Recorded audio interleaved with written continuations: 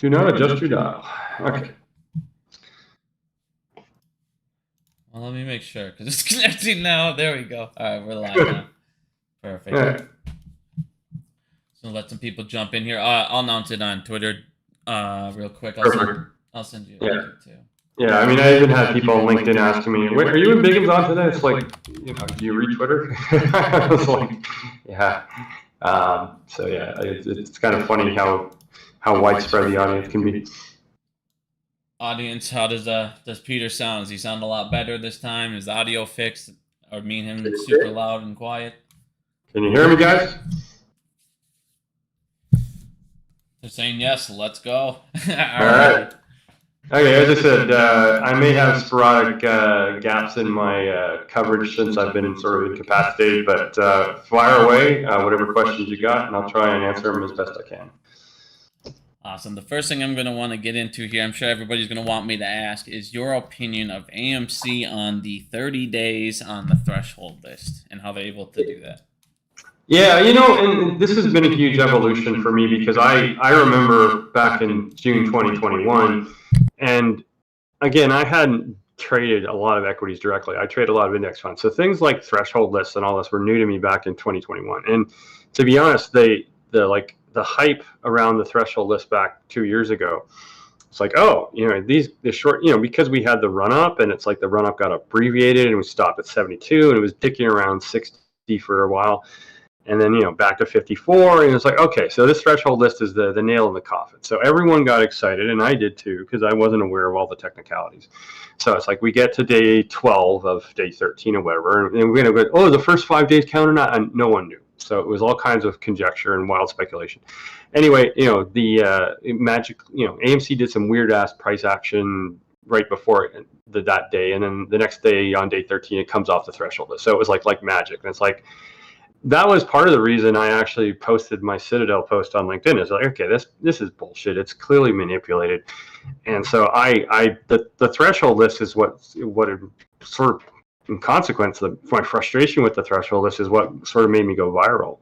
I don't know if I would have been as eager to thrash out my frustrations if something had actually happened positively for AMC on that. So that everyone got disillusioned by that. And so when we started to go back on the threshold list this year, it was no surprise to me to see a lot of people saying, oh, it means nothing, or they'll just magically get off it again. And, the funny thing is, in it was in January, February, and Marin actually went to FINRA and said, hey, what's going on? And, people said, oh, he's finally addressing things. And then, FINRA never got back to him. And then, of course, back in March, it went on the threshold list for, I don't remember how many days. So this is the third time this year it's been on the threshold list. And, the interesting thing is there's just a lot of cynicism about it, of course, now.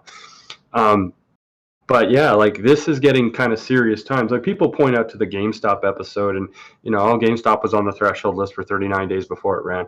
I don't know if you can put any kind of correlation or expect the same thing for AMC, but 30 days is pretty significant. And I did make a post a few days ago saying, look, this is ridiculous. As everyone has sort of delved into this stuff, it's clear, the brokers have, every broker is specific. So, if it's 13 days as AMC as a security as a whole, that doesn't necessarily mean every broker has to cover. That means that, the sum total has been there for 30 days. But if they're fucking around with swaps and swapping them back and forth, then as long as one broker hasn't violated the 13 days, he won't be forced, or they won't be forced to cover their short. So their FTD. So this is the issue is, it may very well stay on the FTD list for quite some time, as long as they have the ability to keep playing hot potato between themselves. But the fact is that they can't cover the thing to begin with. This is the third time this year, and this is the most sustained time this year, and the cost to borrow has been significantly high for a large period of the time it was on the FTD list already. So, it's like at some point, let's back up, and there's some confusion as to who's responsible for this. So this list is what securities are failing to deliver on the NYSE. That doesn't necessarily make the NYSE responsible. It's just trading on the NYSE. Now, the people go to FINRA because FINRA is supposed to be policing activity. Well, FINRA then calls it, we don't do, but public. We only do pink sheets. So okay, so FINRA is saying it's not us. It's well, who is it then? Well, it comes down to the NSCC, the DTC sub for equities, and so the NSCC are the guys that should be enforcing these brokers to cover. Now, again, if the brokers are providing these bullshit excuses, oh, we're fine. We've only been on for 12 days. Don't worry, we'll get off it tomorrow. Someone else will be on it tomorrow. So AMC stays on the FTD list. But so the NSCC is the one that's giving these guys the flexibility not to get margin called. Now, again, going sort of back to all this, I remember freaking out in 2021 and all this stuff. And what mollified me at the time is I said, okay, well, the SEC is, clearing the pawn shop rule, the NSC 801 or whatever the hell it was called. And so I was excited because, this pawn shop rule will finally allow them to start to cover. And of course, then the pawn shop rule got delayed, and then got, mutated. But still, it exists. And yet that tool, the NSCC hasn't utilized or forced anyone to utilize. And so this is another thing where it's like they give these guys so much leeway in terms of getting out of this. So while I do the longer this thing's on the FTD list and the bigger the FTDs, the more of an eyesore it becomes. And I love the fact that everyone has been calling, regardless of they've been harassing the NYSE for no reason or harassing FINRA. I mean, the fact is, it needs to be exposed that this is a joke. This NSCC, this regulation for FTDs, it's designed to mitigate risk amongst the dealer community. And if this can't be covered and they're just passing a hot potato back and forth, that's not mitigating the risk. That's just allowing the risk to get bigger and bigger. And so I don't think the NSCC is doing its job. And then who's responsible for making sure the NSCC does its job? Well, it's the SEC. So ultimately, this becomes an SEC problem. So people want to express their outrage, call the SEC, but of course, we've done that before, and they don't seem to care. So I mean, again, I was a very different person back in 2020. I said, yeah, give Gary Gensler some time here. Give Gary Gensler some benefit of the doubt. I've lost any kind of patience for this. This is ridiculous. So yeah, anyone that's making phone calls, don't feel embarrassed. Just keep it polite and civil because you'll get ignored if you start swearing. But I mean, this has to be highlighted. This is a joke, and it's a lack of enforcement by the SEC. So anyway, that's my feeling on the FTDs. Will they cause a squeeze? Potentially, but I'm more waiting for this stupid judge to get her act together. So yeah, no, and I agree. And writing in and bugging them, letting them know, hey, we know you're not doing your job and you're supposed to be is a very good, writing into them is a very good idea. Let them know, we're paying attention to you guys. Otherwise, they're going to just keep on skirting by and not doing anything about it. So, yeah, definitely keep doing that. Absolutely. One of the things I want to get into next is going to be the debt ceiling. We've already raised it $1.4 trillion in 8 weeks. At this rate, we're going to spend over $9.3 trillion. And if that scenario or anything like that, do you ever see a scenario coming up where the United States would actually just default on their debt? No. I mean, and so, yeah, this is a complicated story, and we can go into like hours of talk on it. All I say is, I still remember that one guy that told you to stick to your lane when you talked about, already being $1 billion after a week or whatever, or $1 trillion after a week. There are built-in costs that were going to happen because of the debt ceiling drawn out. There were expenses that have to be like restocking pension, federally funded pensions. Those expenses had to happen. So there was going to be a jump up. But the fact is that, so when S&P back in 2008 downgraded the U.S. to AA plus as opposed to AAA, the point is that these debt ceiling negotiations were a farce. They were not doing what they were designed to do. If the idea is the debt ceiling is a mechanism by which politicians will be fiscally responsible and be forced to make sane budget decisions. Well, if it becomes a political opportunism game where every deadline becomes hey, I'll agree to this, but you got to give me this. So it's become a horse trading event as opposed to a real exercise in fiscal discipline. So that's what S&P noted in 2008, and of course. Coincided with the great financial crisis and everything else. But Sorry, is that 2008 or 2011? I'm 2011. So sorry, after the financial crisis. But the point being is that the financial crisis prompted the excess spending, and that's why so S&P made that call, and of course they got censored by the government as many other entities saying, you shouldn't have done this. So what Fitch has done now is, again, after the debt ceiling negotiations this year have passed, Fitch is saying, this system doesn't work. Well, no shit. That's what S&P said 12 years ago. Why Fitch took him 12 years to come to that conclusion when it's obvious. And it's nothing more obvious than just saying that the 1.4 trillion, like less than a month and a half after the debt ceiling is risen. So it's going to keep rising. There's two alternatives here. You either don't make your payments, and again, a large portion of the payments now, because of the high U.S. debt level and because the Fed has just gone crazy on hiking rates. Now, the interest payments, and I've said this on previous calls with you, it's like this is payments on interest are going to exceed payments on every other item in the budget. So at some point, does the U.S. cut back on military spending? Does it cut back on healthcare? Does it cut back on pensions? Any of those choices is infallible and will cause major social disruption. So no, the U.S. will not do that. But will the U.S. pay its debt? Well, yeah, it will. It will just print more money. So ultimately, this is the problem. And so S&P and Fitch finally was smart in downgrading the U.S. And the question is, what the hell is Moody's doing? What the hell's wrong with you, Moody's? You little coward. I have no respect for the rating agency. I didn't have a lot of respect for them before 2008. I certainly don't have any respect for them now. So it is. You could almost argue that the Fitch move was sort of politically oriented because it came out the same. I'm not going to try and ascribe political motives, but the Biden headlines and then Trump arraignments, and it's like it all feels that it's orchestrated in some level. And so I don't know if the Fitch move was politically motivated. It could have been, but anyway, it's stating the obvious. There's no discipline in the U.S. Neither politicians on any side are exposing any kind of fiscal discipline. So it's a joke. So what ultimately means is, how will we pay for this? We'll just print more money, which means the Fed is going to print more money, which means ultimately, and I've been saying this over and over again, it's bad for the U.S. dollar. Now, people will wonder, so the U.S. got downgraded by Fitch now, and so technically it's not AAA. Why did the dollar go up? Well, the dollar went up because yields went up. It's like, the situation is, the U.S. is going to have to keep printing more money. So the interest rates will have to go up to reflect the fact that you're debasing your currency. And the only way to keep your currency from falling is to have interest rates go up. It's a complex circle of chain of events, but ultimately, longer term, it puts more pressure on the dollar. So, it doesn't matter. At some point, interest rates will go up, but at some point, other places will have their interest rates go up.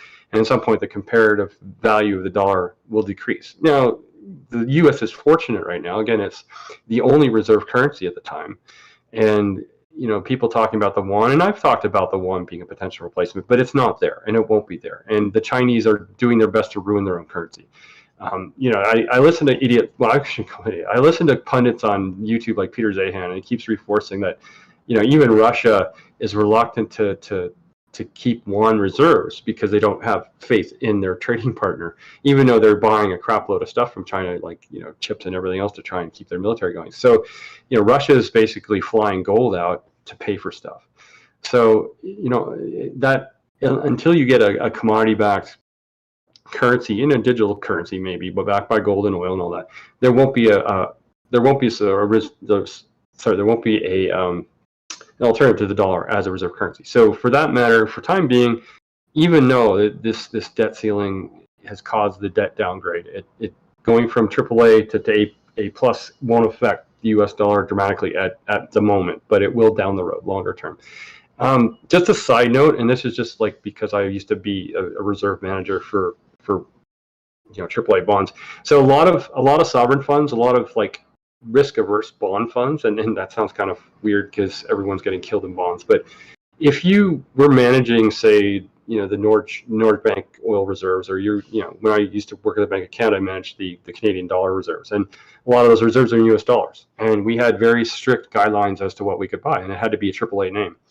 So if lot of banks have that restriction, and all of a sudden the U.S. is no longer AAA. But you've got a majority of your reserves in treasuries. What do you do? And so this is the interesting thing. By rules mechanic, you should have seen a huge amount of treasury selling as people dump their U.S. dollar reserves, but they can't because that would kill the value of their reserves.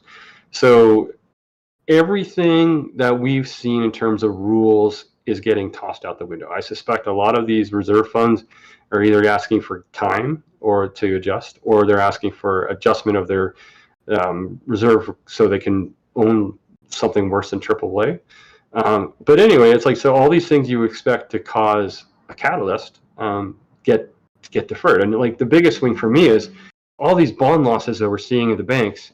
Well, this should have been catastrophic, but because the Fed decided to create a pawn shop rule at the FDIC where they can now park these bonds and get 100% haircut, it's like, oh yeah, the bond's only worth 40% of what you bought it for, but don't worry, here's 100% value. It's like, so where's the stress in the financial? It's all being papered over. It's not going away. The risk hasn't gone away. It's just been transferred.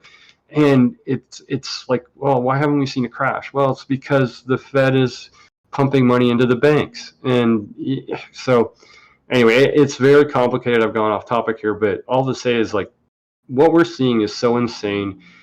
Risk is being hidden. It's not being dealt with. And just like the FTDs and AMC is not being dealt with, it's just being deferred. Some point something's going to break, and I don't know what that is. But yeah, the Fed is completely. The Fed and the Treasury have. You're basically got to print more money to fix things. It's just inflationary, and we're all going to be screwed for it down the road. So anyway, I'm sorry I dragged out, but there's just so much to talk about on that. No, you're fine. No, you're right. I mean, and going on that note here, actually, I'm going to kind of skip around because you covered a whole bunch of my topics here, actually. But one of the things I want to talk about is on the debt clock and everything. When you look at their sheet, they're actually now showing that they're using Treasury. They're borrowing Treasury notes instead of using reserve notes, which means that they're actually running out of ink to print. And as you were saying, you know, they're going to have to keep printing to fix this stuff. So with that being said, and them running out a little drier on their ink and what they're able to actually print off, what they have on them, what do you see going forward with that as well?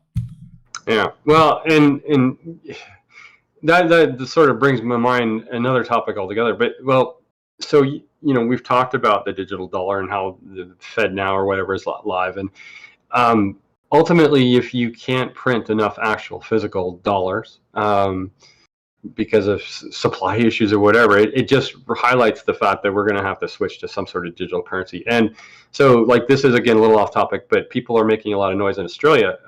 Mysteriously, in Australia, banks are now limiting your withdrawals to $500 in cash.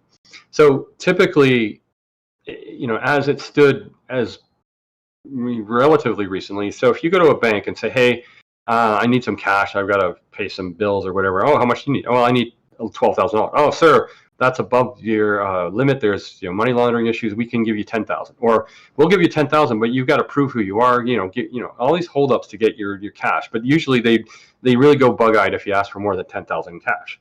So I'm going to Vegas. How much? I want 20 grand. Well, we'll give you 10. You know, it's like, you know, so you can get 10 fairly easily if you go, yeah, I'm going to Vegas and going crazy. Okay, I never took that much out to go to Vegas, but I do remember asking for like $5,000 one time, and my bank guy going, really, sir? Yeah, give me a break. It's, you know, take the cash here as opposed to trying to use an ATM in Vegas. So, but in Australia now, apparently as of last week, they're limiting it to $500. And why would they do that? It's a harbinger. And I mean, I try not to be the conspiracy nut on this digital dollar, but certainly Australia limiting cash withdrawals, and then people say, oh, Canada's going to fall suit. I haven't heard anything in Canada to that extent. You know, I have cash limits on my bank card of something like 2,000 or 3,000. I've never run into issues trying to do that via ATM or debit or whatever. But it could be that to prep the way that we start seeing banks start to limit cash withdrawals. And I think in the U.S. I've heard stories about stuff like that as well. It's like, oh, I can only take out like less than 1,000. What's going on? I'm sorry, this is again off topic, but one of our favorite banks, Wells Fargo, is apparently losing customer deposits. They're just disappearing. So, you know, in terms of, you've asked me a lot of times, what do you think about moving to credit unions? And I sort of hemmed and hawed and didn't want to put a strong opinion. I'm beginning banks like Wells Fargo. Yeah, like Wells Fargo is going to lose your deposits, and Wells Fargo has been fined how many times for bad behavior, and J.P. Morgan is the more news that comes about at J.P. Morgan, the more I dislike it, obviously, and I never liked it that much to begin with. So I'm really thinking something could be brewing, and as I said, this whole move in Australia is kind of weird. I don't know what credit union cash limits are, but certainly at least it's your deposit's likely not to disappear with no explanation. So yeah, Wells Fargo, I'm telling people to get the hell out of there. And I've done FX trades with Wells Fargo for several years in my previous jobs, and I never had issues. But that was just me on the trading desk. But in terms of personal banking, the stuff I'm reading about Wells Fargo, it makes me sick. So yeah, if I don't know about Bank of America, I have my doubts about Bank of America. I have doubts about J.P. Morgan. But yeah, like of the big four, they're all acting kind of weird. So yeah, I do think check out credit unions as an alternative. I think I lost you there, Peter. I'm still here. Oh, okay, sorry. So with JP Morgan there, speaking of them, we'll just skip over that. You see Jamie Dimon say, "Oh, I'm so sorry about Jeffrey Epstein." He acts like just apologizing about it. Oh my God. Yeah, I'm sorry I had a big snack with him. Yeah. No, I'm sorry that I paid $300 million to Virgin Islands to make them go away. Yeah, no, I I try and remain some professional composure when we talk about this stuff, but it's sickening. It really is ridiculous. Yeah, and historically, if you take a longer step and you go, yeah, the banks have never been saints. The banks have always been, J.P. Piermont Morgan back in the original days was no saint. None of the banks are saints. Banks are not your friends. They're a wonderful way to make money and use the system to grow. In Canada, we've had basically a big six duopoly, not a duopoly, an oligopoly for the last 50 odd years. The U.S. is getting there. See more consolidation of regional banks as, it's just like bigger is better.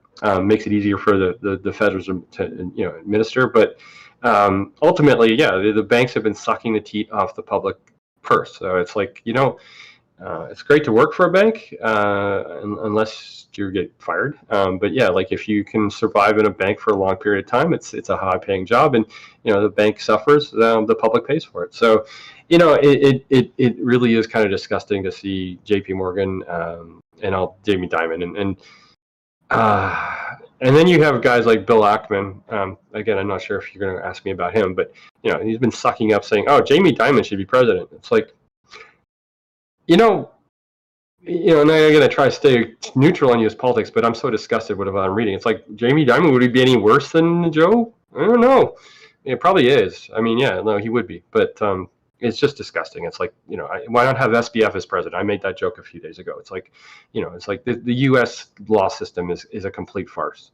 If SBF doesn't get any time in jail, I'm just like, again, I'm already disgusted with the U.S.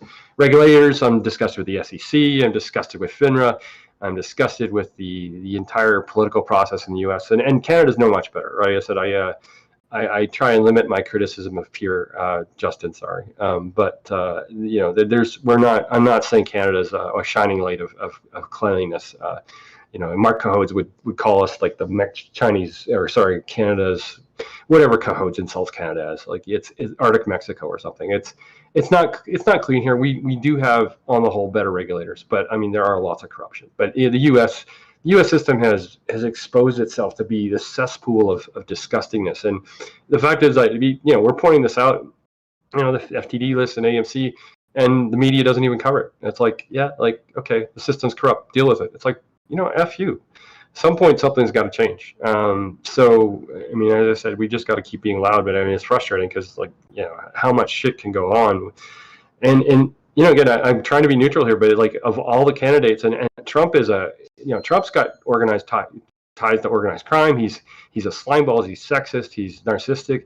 You can come up with a dozen insults, and I'd agree with him. But like, in terms of the field right now, it's like, I cannot believe I'm leaning to thinking Trump might win, just because like the rest is so awful, and it's like, it's disgusting. It's anyway. So yeah, I'm in pain, and I'm ranting here, but like, yeah, this world is going to shit, and I hope we can do something about it. No, I mean it is. I mean with SBF, I mean those politicians dropped that charge where they basically bribed them 93 billion on their campaigns. Well, since you're going to drop that charge, that means the money they accepted is no longer illegal because there's no crime committed, which means they don't have to give it back. Yeah. Oh, that was pure self-serving. It's like, yeah, why should we investigate SDF? I don't want to pay back the $1 million he gave me. It's like, I should have, that money was for my PAC, but I diverted like $200,000 for that for my pool. I don't want to pay that back. It's like, like for example, Nancy Pelosi, right? It's like, okay, how many years have you been in government? What's a government salary? 200,000 for Speaker of the House? I don't know, but it's like, how did you get like 89 million? I mean, oh, your husband was a smart investor. Yeah, okay. No one's that good. How come the SEC hasn't charged any politicians' husbands for insider trading? So Unusual Whales is great. I love that when he highlights these fucking, excuse my language, I'm really pissed about this. When he points out all these politicians and their gains, it's like that. There's no way that if you were in government for 20 years, you should be a comfortable living. You should have a nice house. Maybe you have a second house. Maybe you go on nice vacations, but you should not have millions and millions and millions of investment dollars. How did you do that? You're not that good a trader. So it's just the disgust. It's just disgusting. And again, God bless Unusual Whales for highlighting, but all it does is piss me off when I read it. No, I know, me too. But yeah, I love Wheels, and it's funny because they'll just break it down. He put that list up of all the people, and ended up being $93 million that the politicians were just like, "Don't worry about it." Yeah. No, exactly. So next thing, let's go back over here to. I got one more question, couple more questions here for you. One of the things I wanted to move into quick was the United States housing market. I'm going to send you a whole bunch of data here real quick, and I just want to get your thoughts on it after you hear all this. So right now you have 77% of middle class cannot afford a house. 100% of lower class cannot afford a middle house, or lower class can't afford a house. There was a 20% decline in homes available, which means no one is selling, which means people that would be selling the cheaper houses can't sell them. So basically your entire supply now is new houses. You're now seeing new houses trying to become cheaper than older homes because they have to pay for those jobs. 51% of new homes are high rental properties, and institutions hope to own 40% of single-family homes in the next 5 years. Average interest right now is at 7.32%. What do you think is going to happen in the United States housing market going forward? Yeah, and the point that's most selling is institutional owners of single detached homes is 40%. I think they're, so in 2008 when values collapsed, they just went bargain hunting. It's like, it's a smart move, but the question is, what does this mean for social contract? Because these guys, I don't know what kind of rent restrictions go on in the U.S. But if they can keep raising rents, they're just going to keep raising rents because people are desperate for a house or somewhere to live. So they, by virtue of controlling so much of the supply, they can sort of mess around with the rents, and there's nothing to offset them, keep jacking it up. So that will basically make even finding reasonable housing impossible for certain people. And like you look at the 10 cities in San Francisco and LA and the fentanyl abuse, and that's all going to accelerate. And the institutional ownership is de facto ruining America's middle class, because it's already ruining the lower class, and now it'll start inching into the middle class because people will be desperate to hang on to their houses. To be fair though, there was a huge wealth transfer 2-3 years ago when people were able to lock in 30-year mortgages at I hope a lot of people did, at 2-3%, and so that was a wealth transfer from the Fed for Joe Public, for those people lucky enough to do that. So how many people are now happy and they're not going to move because now they're now shackled though. That's the problem. It's like I cannot sell my house because I'll lose that 2% rate and I'll get a 7% rate, and on a $500,000 house, that's a huge monthly payment change. So everyone is now in a golden cage. If they have their nice house with their 30-year mortgage, they can't move. And one of the strengths of the U.S. economy historically has been the ability for people to move to where they can find a better job. And so if you're now stuck, I'm making $80,000 at this job in Pennsylvania, but if I move to Texas, I can make 120. But I can't find affordable housing in Texas. So I'm stuck here in Pennsylvania. I'm not happy, but at least I've got a house. And this institutional, and it's insidious because they can snap up whatever comes available, and they can outbid a retail buyer. So it's like, yeah, I've got this house is 500,000. I can put up 200,000 up front. Oh, but this institution just paid 500,000 cash. It's like, well, so they're going to outbid the retail buyer, and this is what's dangerous, right? It's like as a market guy, I can understand the attraction for institutional players to buy into the residential real estate market, but then the amount of control they have, and especially when it's only some companies like Blackstone. So how much of this ownership is concentrated in small number of firms? It's like, yeah, it's dangerous. It's like, yeah, Blackstone can basically dictate, whether U.S. People can find housing.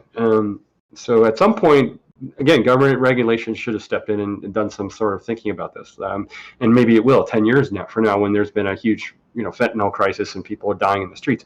So it's going to be a problem. And I think it's one of the bigger problems that people aren't really talking about. Yeah, I mean, and one of the things is, it's like they're squeezing middle class out in every single way, to the point where you're not going to have a middle class, and you're going to see ripple effects. And onto that note, I wanted to go ahead and bring this up. So up to July, you had 418 publicly traded companies go bankrupt.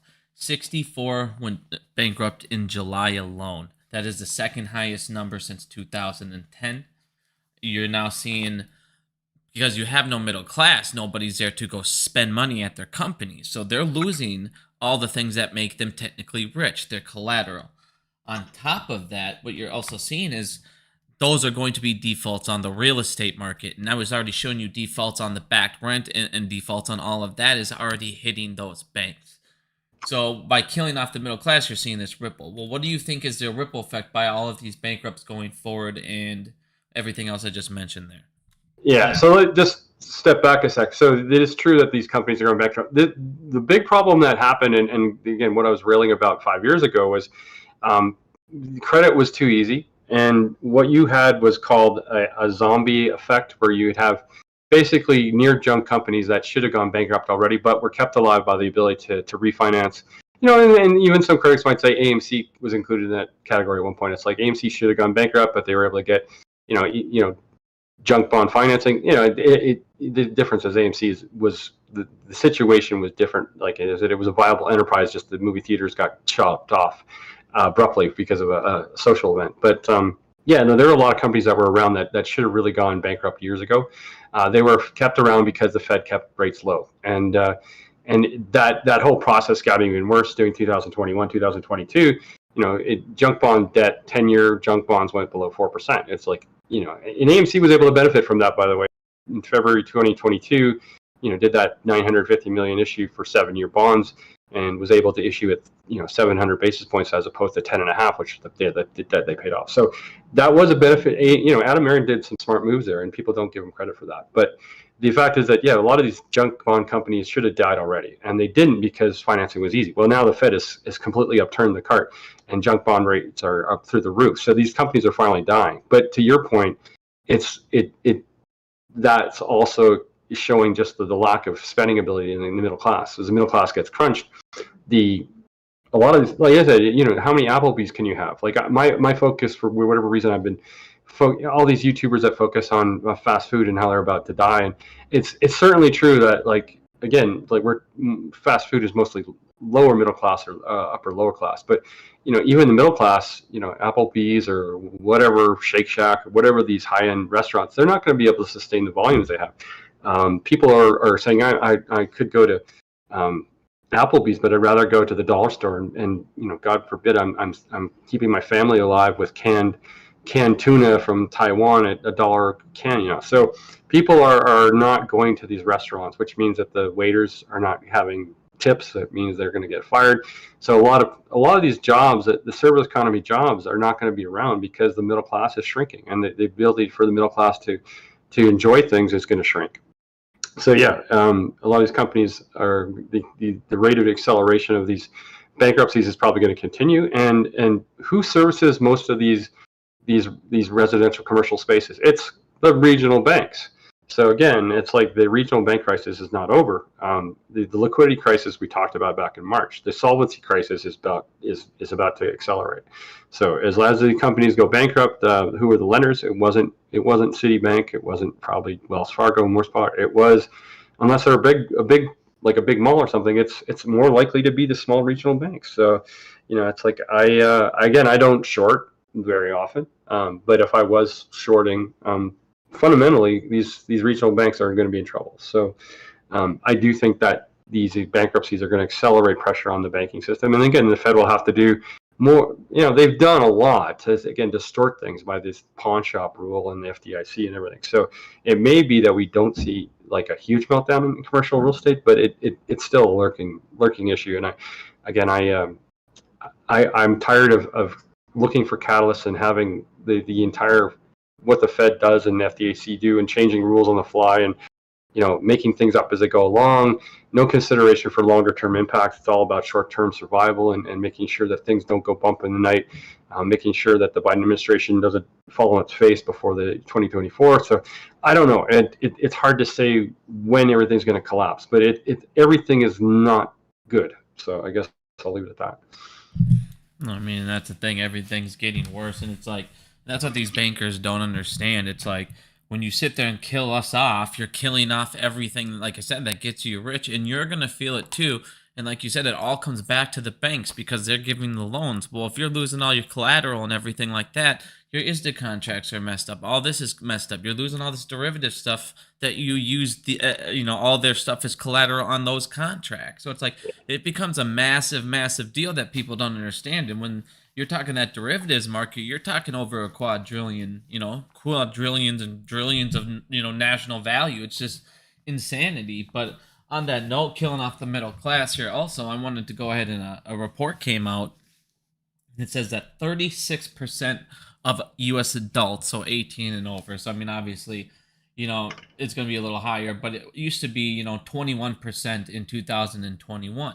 It's now up to 36% of people have more credit card debt than savings. And if you look at the average of that credit card debt, it is at a total of 20.68% or up to 22.16%. And that's their average value of that debt. Yeah. How are they ever going to get out of that? And another statistic that came out this week was I think like 67% of Americans don't have enough money on hand to meet a $400 emergency.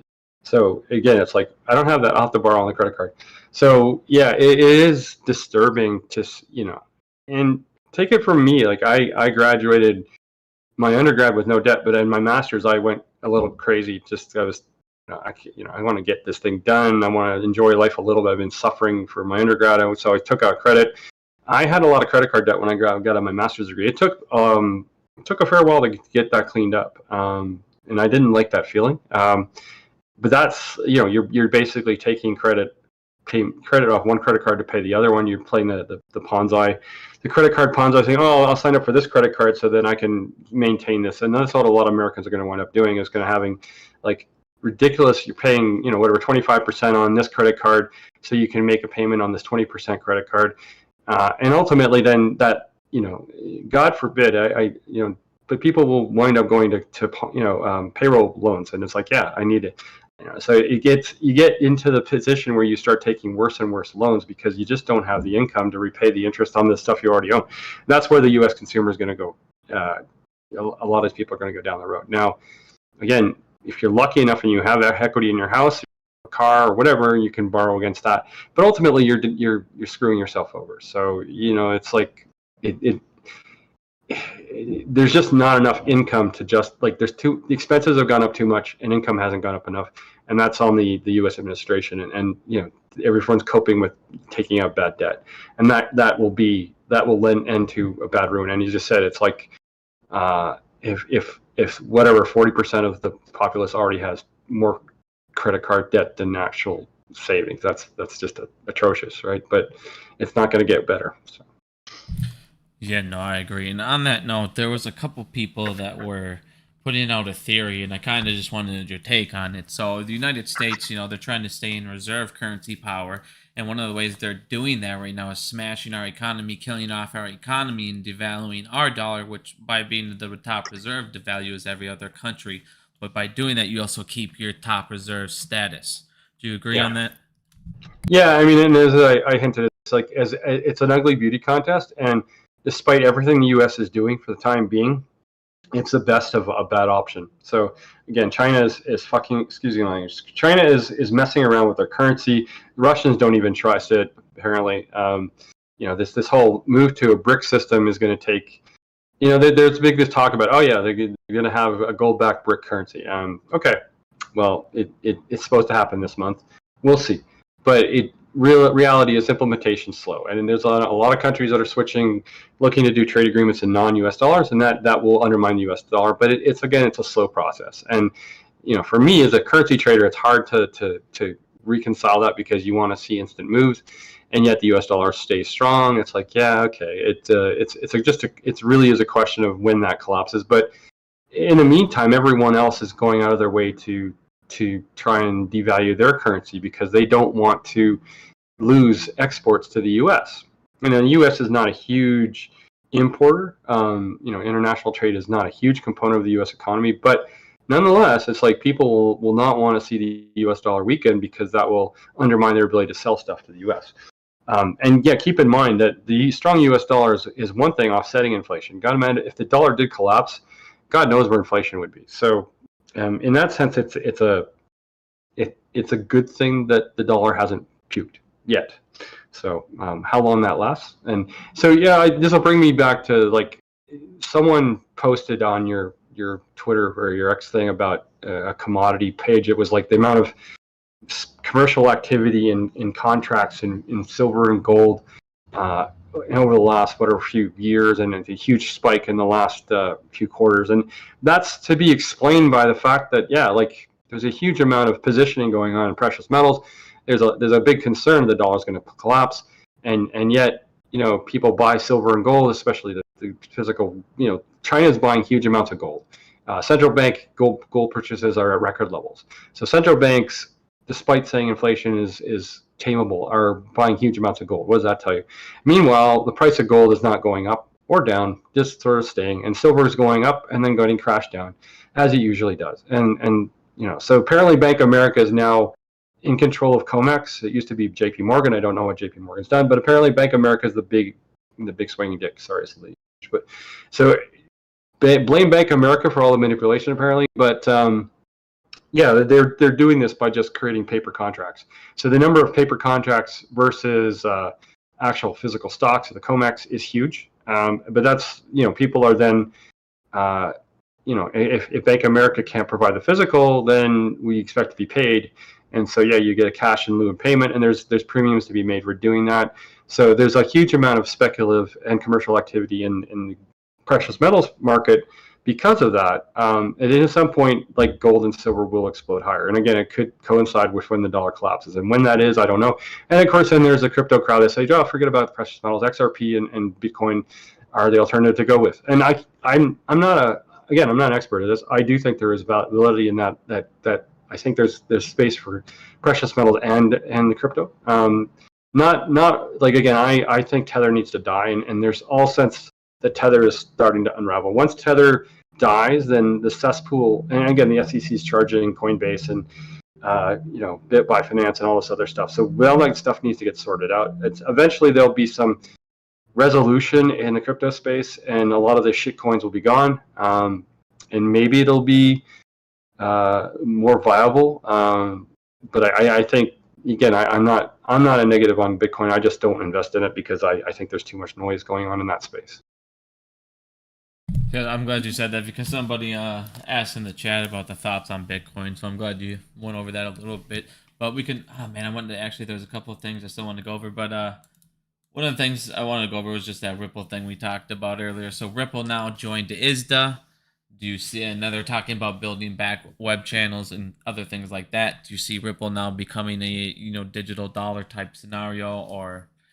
Yeah, again, I don't know the specifics of how Ripple works, but everything I've read from people, and there's a lot of people, and even in our community, they're excited about XRP and Ripple. So I suspect that it could be a viable.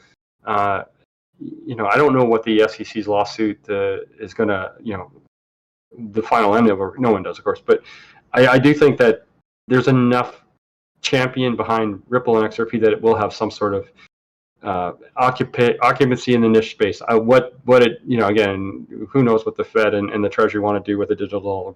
So I can't give a clear, but I do think it will be around. Okay, thank you. I really wanted to get your question or your opinion on this one thing here. So with everybody running to treasuries and, more people are going to keep going there, the rates are going to keep rising. And one of the things I found interesting, it says that hedge funds are now shorting treasuries at an all-time record high. Do you think they are running there just because now you're getting a mass amount of liquidity over there? Or do you think that there's actually a chance of a U.S. default? No, again, it's not. The U.S. won't default. It's every sovereign country can print as much money as they need to in their domestic currency. So the only way the U.S. would default is if they had all their loans in say Chinese yuan and they couldn't get any yuan to pay their debt. So as long as it's in U.S. dollars, the U.S. will never default. The question is, what is driving the move in treasuries? And again, it's a sense of all these things I've talked about that are inflationary. It's like the number of knocks on the U.S. dollar, the rise of alternative currency blocks. The fact is the debt ceiling does not guarantee any kind of fiscal prudence. There's no reason to expect that the U.S. We talked about the debt going up 1.4 trillion. It's probably going to go up 4 trillion in total between now and the next whatever annual. There's nothing to stop the U.S. debt going up. So that would be basically a reason to go short treasuries because you expect longer term yields to stay higher. And the interesting thing is it's a very crowded trade. And hedge funds are not all seeing and all knowing. Even Ken Griffin makes mistakes, and I think it is overcrowded. If you look what happened back in November, 10-year went up to 334 in about a day, and then collapsed back to 3.5. 434, and then collapsed to 3.5. So we're up. If I checked Friday, I can't remember. I think it was at 420. So 10-year is getting to that level, and I've always said that 10-year above 4% is problematic. Of course, that was way before the regional banks blew up and FDIC and all this stuff. So maybe I was right, but maybe 4% is not a big problem anymore. But the interesting thing is, like the 30-year at 7, and you could keep jacking up these rates. And Bill Ackerman publicly said, I'm shorting 30-year treasuries. And I think it's because the Treasury is going to need to issue a lot of long-term debt. So his idea is that you're going to have all this debt, and it's if you issue 5-year, 2-year Treasury notes, you're going to have to roll that over all the time. So if you're going to have a huge amount of debt for a long period of time, you should issue on the longer end of the curve. So the Fed and the Treasury should stop monkeying around, and they should do like 50% of their issuance in 30 years. So that would drive the 30-year through the roof, of course, and it would make getting a mortgage ridiculously hard because it's just out of price of any kind of retail. But that's what Bill Ackerman's idea is the U.S. needs to issue more longer-term debt, and so that's his idea for shorting the long end of the curve. And again, a lot of this, the hedge funds are 10 years the most liquid space. So 30 years not liquid. So, I think, Bill Ackerman, sometimes I wonder if he's obviously made money. Sometimes I think he's just talking a book that's ridiculous. So I'm not sure what to make of him, but, he is on the Fed's advisory council, but I really don't know if they're going to follow his advice. But like the other hedge funds are jumping in, shorting 10 years because it's the most liquid part of the curve. You can take bigger positions. The interesting is Warren Buffett has taken the opposite point. He's been buying 10-year treasuries. And the issue is of course, at some point, the rates can't go higher exponentially because we're already seeing like the economy slowing down, people going bankrupt, people losing their jobs. So at what point does the Fed, I've talked about this, the Fed has created a huge ditch in the road. How big it is it getting bigger? Every time they talk hawkish, it doesn't even mean 25 basis point hike doesn't mean anything at this point. It's just if they do another one, it's like, okay, rates higher for longer. Okay, that's going to have impacts, and we just don't know how bad the impacts are because the modeling for the economy is very difficult, and there's so many unknown factors and unforeseen issues that have just all caught up with us. And so all these historical models about trying to model where things will go, they're all crap. So it's like, yeah, the Fed's not going to pivot. Tomorrow the Fed could pivot. It's just not clear because all the models are basically using garbage in at the moment. Nothing historical is very easy to model this current environment. So. Yeah, I mean that's the thing. It's like it's just getting to the point where like every other day you see it's all time high, all time worst, back to this, back to 2000. It's like it just doesn't make any sense. It's like we literally let them just get away with this stuff. Greed, like you said, no regulators, nothing by the trillions, billions, and billions, and you can't hide that. And that's what I always try to tell everybody. Like this is why I always try to stress everybody with this movement.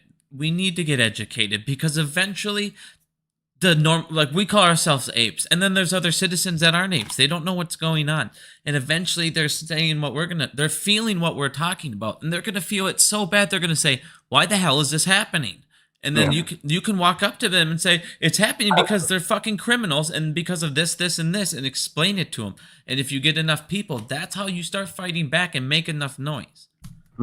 Yeah.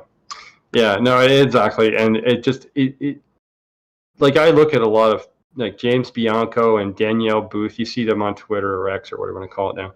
And these are guys that are fairly well educated. They've been in the markets. They've dealt with the Fed. It's like no one has any clue. I mean, I've been in capital markets for 25 years. I find this a very difficult environment to figure out.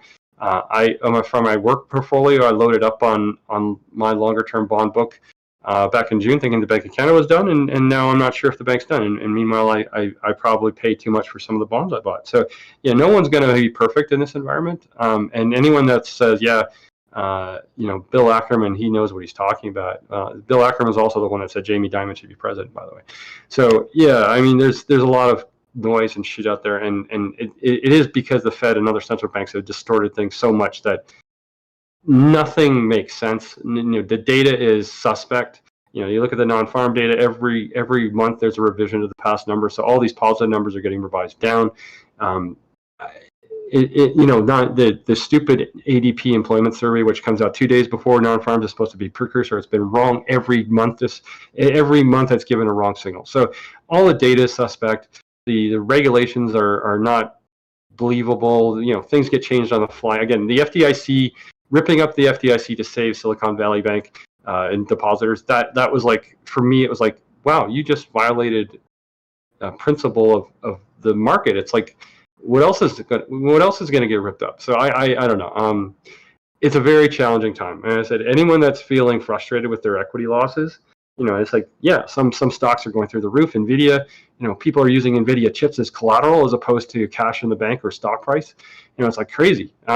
So this is not your typical market. I've never seen this shit in my entire career. So all I can say is, I'm frustrated with AMC price. I'm frustrated with Highcroft. I'm frustrated with silver and gold. I'm frustrated with a lot of things. But you got to realize that there's so much corruption going on. There's so much lack of regulation. There's so much like the data. You can't trust anything. So just, I guess, be calm. Try and stay calm and just if you believe, I do believe fundamentally AMC is recovering well, and I do believe that a reverse split will allow the raising some capital will alleviate some of the pressure, and maybe the whole QSIP issue will be resolved, and maybe the shorts will have to cover. And I'm not saying that's going to happen because there's been so many loopholes that I don't trust anything anymore. But I do believe that.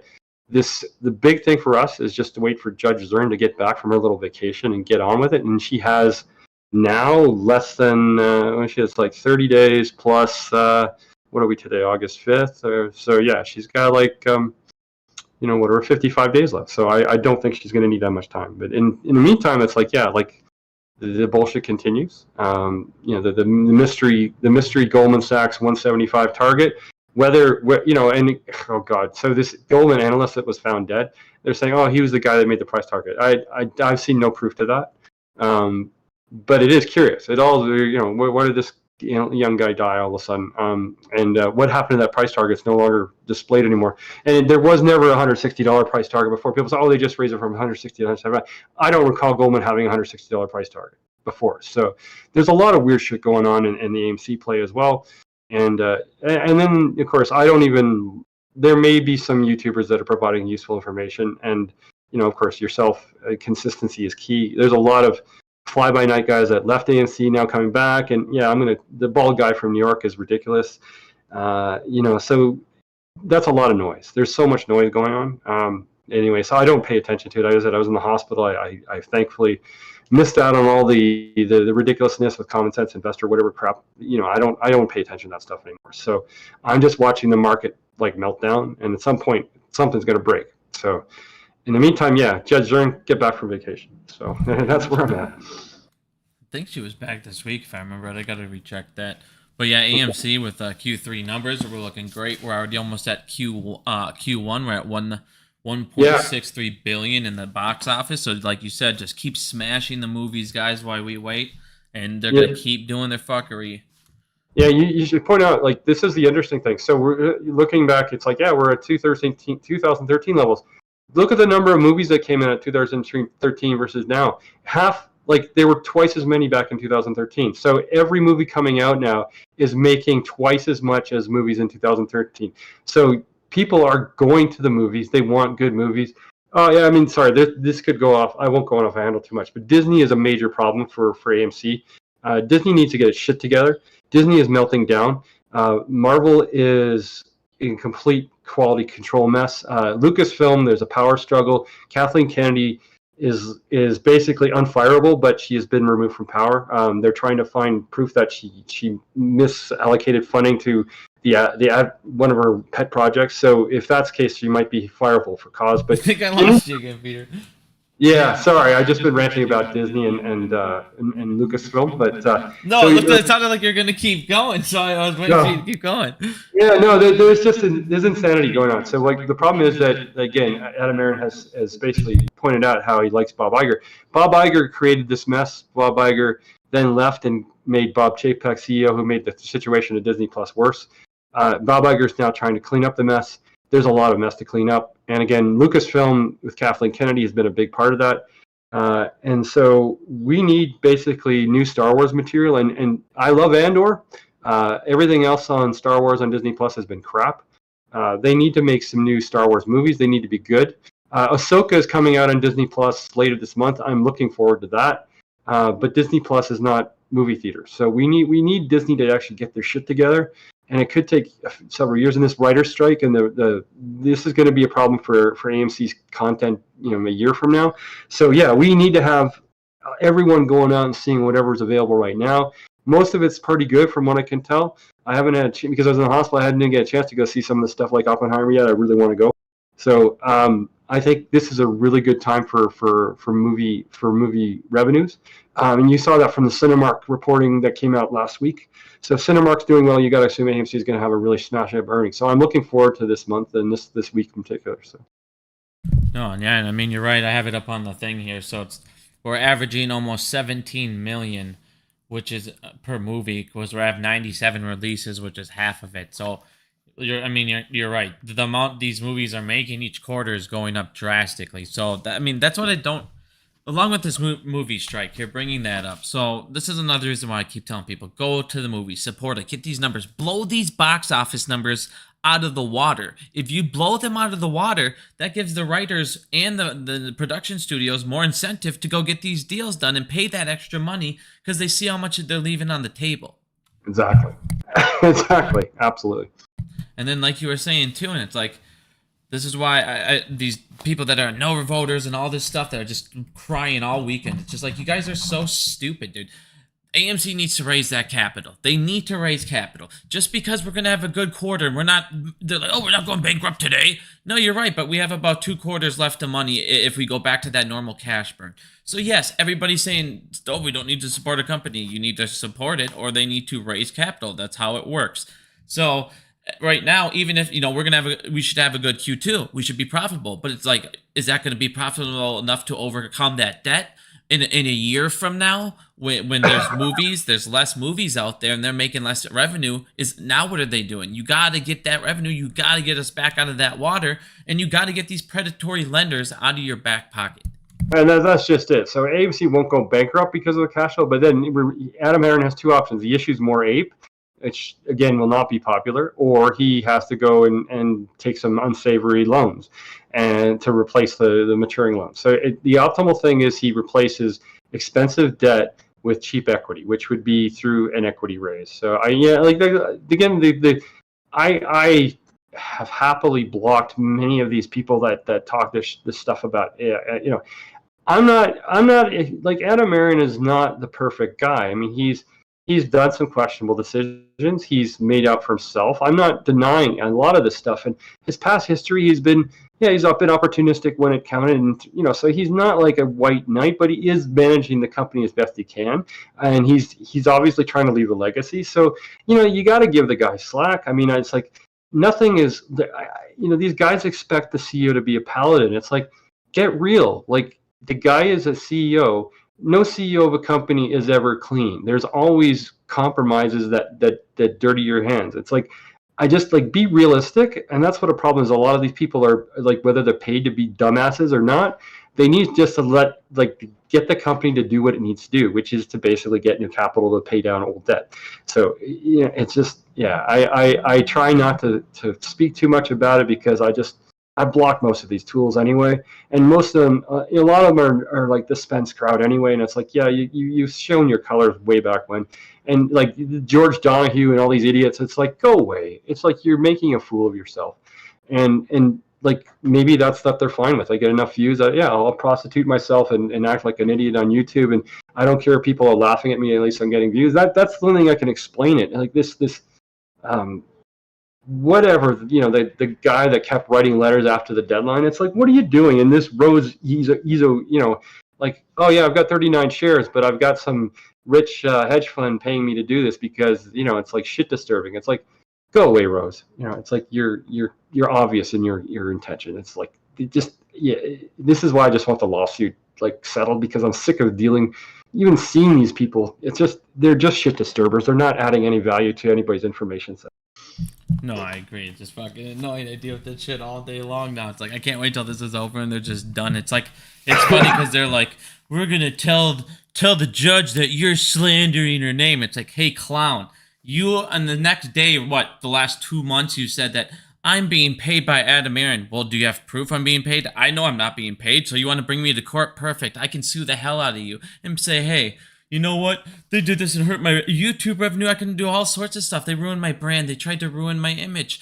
It's this, you're slandering Adam Aaron. It's like, you guys are whining, trying to do, I said she's probably getting paid by Citadel for this vacay right now, taking her sweet time. And they, of course, they, cry baby and do all these little clips. And now we're going to get you. It's like, dude, you guys that retarded? You think she's going to come after me? The worst thing she'll do is say, take that video down. Oh no, I'm super scared. But like you said, dude, these guys have no value. They're just here to start shit, and I don't really give a fuck anymore. Done dealing with them. Exactly. As I said, I no interest in discoursing, or I don't even attack them. It's just like, let them be. I said, I'm assuming the judge is going to basically let the settlement happen.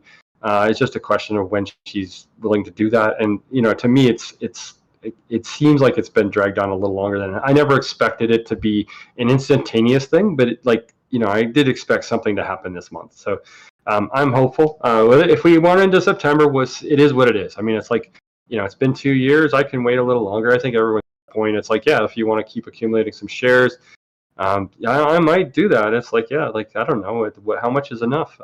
But I'm not walking away. This thing is not over, and AMC is not going bankrupt, regardless of what these idiots will say. As long as the revenues from movies are trending the way they are, it's a very viable enterprise. So anyway, I think I'm about done, but it's been a good combo. Yeah, that sounds good. All right, so I'll talk to you again next weekend then, if you want to do it again. Yeah, we'll see how things go, but I should be available. So. Sounds good. Thank you, every day, Peter. Appreciate it. Thanks.